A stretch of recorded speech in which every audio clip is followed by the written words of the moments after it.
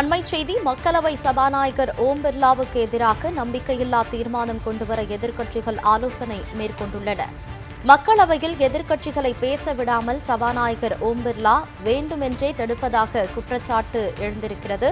ஆளுங்கட்சி மற்றும் பிரதமருக்கு மட்டும் ஆதரவாக அவையை நடத்துவதாக சபாநாயகர் ஓம் பிர்லா மீது எதிர்க்கட்சிகள் புகார் தெரிவித்து வந்த நிலையில் தற்போது ஓம் பிர்லாவுக்கு எதிராக நம்பிக்கையில்லா தீர்மானம் கொண்டுவர எதிர்க்கட்சிகள் ஆலோசனையில் ஈடுபட்டுள்ளன. இதுகுறித்த அண்மை செய்தியை பார்க்கிறோம். கூடுதல் விவரங்களோடு சிறப்பு செய்தியாளர் பால்முருகன் இணைகிறார். பால்முருகன், வணக்கம். மக்களவை சபாநாயகர் ஓம் பிர்லாவுக்கு எதிரான நம்பிக்கையில்லா தீர்மானம் கொண்டுவர எதிர்க்கட்சிகள் ஆலோசனையில் ஈடுபட்டிருப்பதாக தகவல் வெளியாகியிருக்கிறது. கூடுதல் விவரம் என்ன?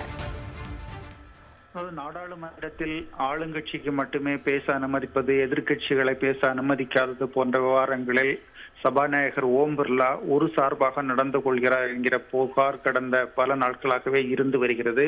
கடந்த வாரம் நாடாளுமன்றத்தில் இது உச்சபட்சமாக சென்றது குறிப்பிடத்தக்கது. குறிப்பாக நாடாளுமன்றத்தில் குடியரசுத் தலைவர் உரை மீது விவாதத்தில் சபாநாயகர் நடந்து கொண்ட விதம் எதிர்க்கட்சிகளை பெரும் எதிர்ப்பை உருவாக்கி இருந்தது. குறிப்பாக ராகுல் காந்தி பேச முற்பட்ட போது அவரை தொடர்ந்து 2 நிமிடங்கள் கூட பேச அனுமதிக்கவில்லை.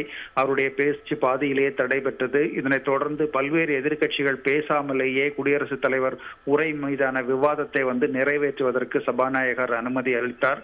அது மட்டுமல்ல, பிரதமர் நாடாளுமன்றத்திற்கு பேசவில்லை. அதற்கு நாடாளுமன்றத்தில் எதிர்க்கட்சிகளால் பாதுகாப்பு இல்லை, ஆபத்து இருக்கிறது என்று சபாநாயகரே தெரிவித்தார். இதுதான் எதிர்க்கட்சிகளை தற்போது அவருக்கு எதிராக ஒரு நம்பிக்கையில்லா தீர்மானத்தை கொண்டு வர தூண்டியிருக்கிறது.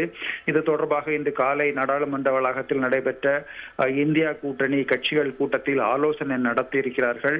விரைவில் சபாநாயகர் ஓம் பிர்லா மீது ஒரு நம்பிக்கையில்லா தீர்மானத்தை தாக்கல் செய்ய திட்டமிட்டிருக்கிறார்கள். அதற்கான நடவடிக்கைகளில் எதிர்க்கட்சிகள் தற்போது இறங்கி இருப்பதாக தகவல்கள் வெளியாகி இருக்கின்றன. உமேரா, தகவல்களுக்கு நன்றி பால்முருகன்.